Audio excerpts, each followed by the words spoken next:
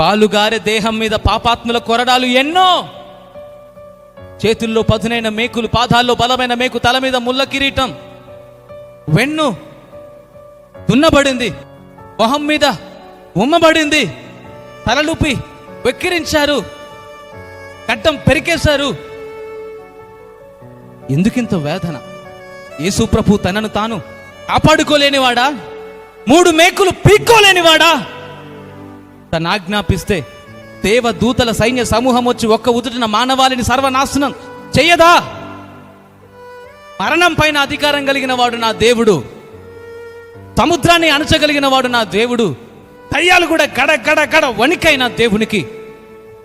కొందరు అంటారు ఆయన 3 మేకులు పీక్కోలేకపోయాడని.